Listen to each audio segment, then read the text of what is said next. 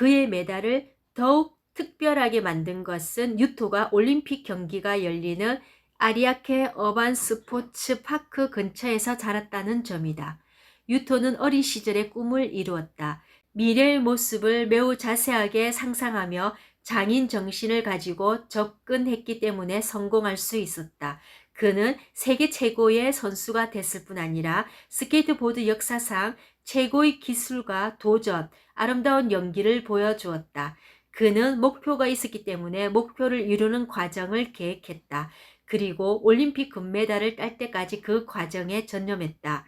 미래의 나에 대한 네 번째 진실은 미래의 나를 자세하고 생생하게 그리는 능력이 그 모습을 이룰 능력을 결정한다는 사실이다. 미래의 나를 자세하게 그릴수록 미래의 나는 더 훌륭해진다. 목표와 목표를 이루는 과정을 구체적이고 측정할 수 있게 만들어라. 그러면 그 과정을 더 효율적으로 달성해 더 빨리 발전할 것이다.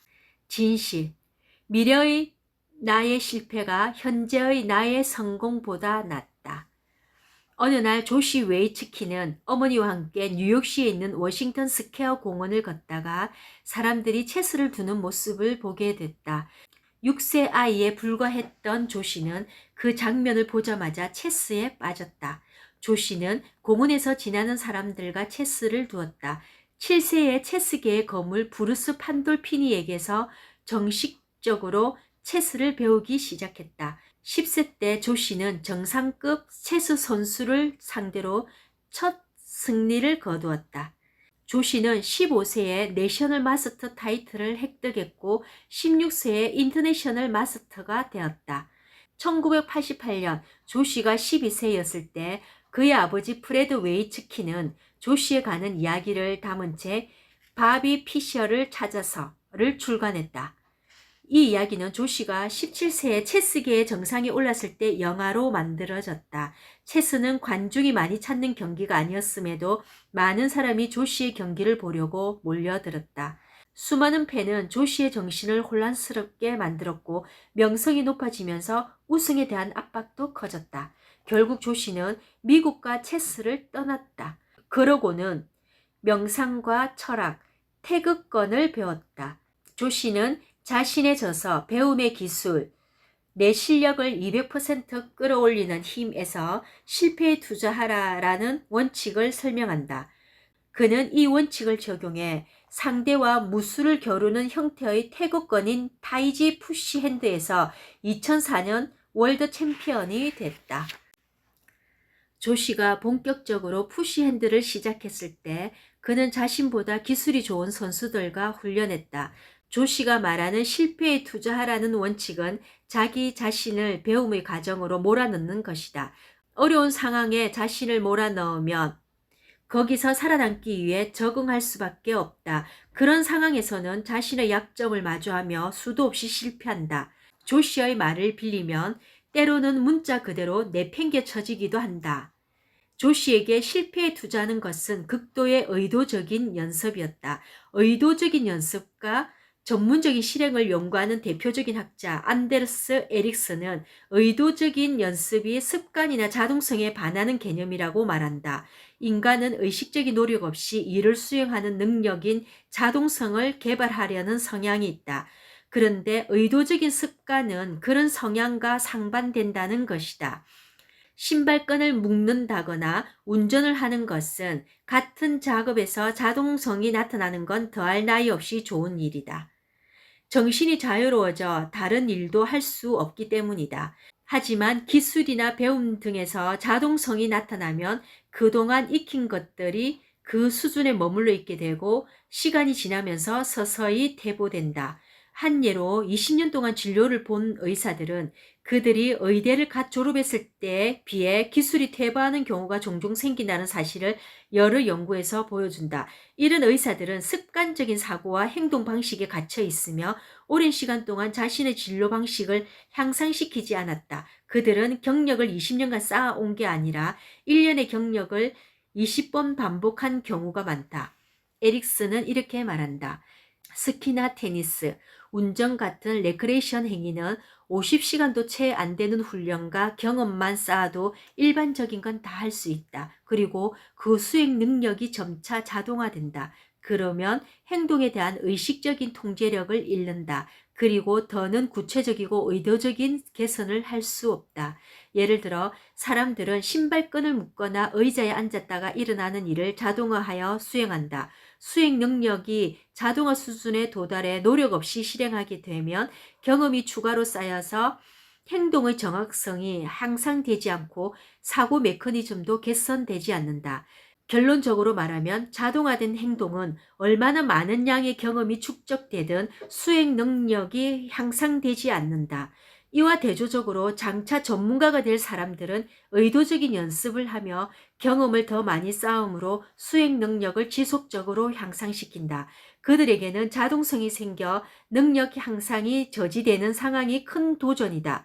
그들은 그런 상황을 피하려고 노력하며 자동성에 열심히 대항한다. 새로운 목표를 설정하고 수행 능력 기준을 높임으로써 그렇게 한다.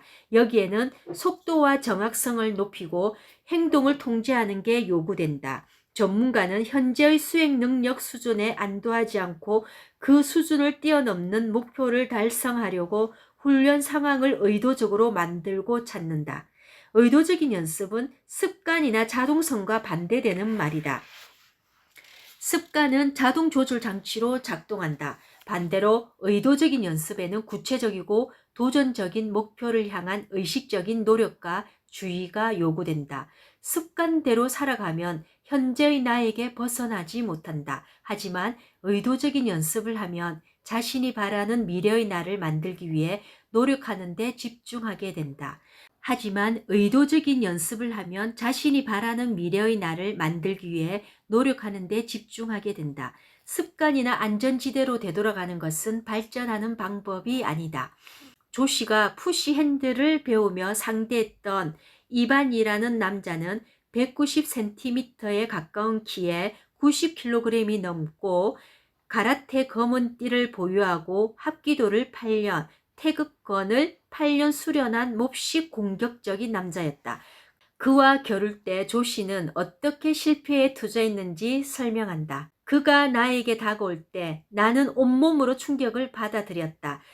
화물열차가 하룻밤 사이에 나를 50번 깔아뭉갤 때 몸을 어떻게 이완시켜야 하는지 몰랐다. 나는 샌드백이 된 기분이었다. 나에게는 그저 두 개의 선택지만 있었다. 입안을 피하든 아니면 매번 두들겨 맞든 둘 중 하나였다.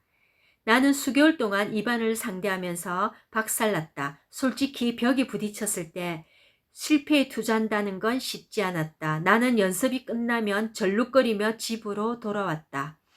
이렇게 일반적이지 않은 방법을 사용해 조 씨는 현재의 내가 성공하는 것보다 미래의 내가 실패하는 쪽을 택했다. 마스터 첸의 수련생들은 자유롭게 연습할 기회가 생기면 자신의 기술 수준과 비슷하거나 아니면 더 낮은 상대를 골라 겨루었다. 그들은 조씨처럼 고통스러운 실패가 반복적으로 일어나는 상황에 일부러 자신을 몰아넣지 않은 것이다. 그래서 조씨는 다른 수련생보다 훨씬 더 빠르게 발전했다. 그는 자신이 상대한 사람들의 기술을 모조리 습득했다. 다른 수련생들은 조씨가 한 만큼 실패에 투자하려 하지 않았다. 그들은 미래의 내가 실패할 때보다 현재의 내가 성공할 때 편안함을 느꼈다. 그럴 만하다. 의도적인 연습을 제대로 하면 몹시 고통스럽기 때문이다.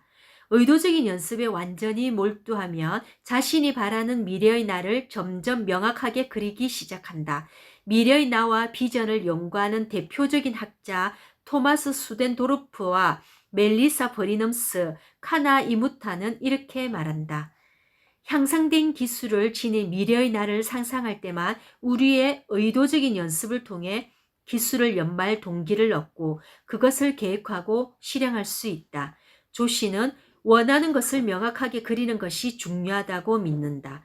많은 사람이 조 씨를 배움과 높은 성과를 다루는 세계적인 전문가로 여긴다. 조 씨는 내가 가장 잘하는 건 태극권도 체수도 아니라는 걸 깨달았다. 내가 가진 최고의 기술은 배움의 기술이다 라고 말했다. 체스 신동이었던 조 씨는 세계 챔피언이 됐다. 태극권과 브라질 주짓수에도 세계 챔피언이 됐다.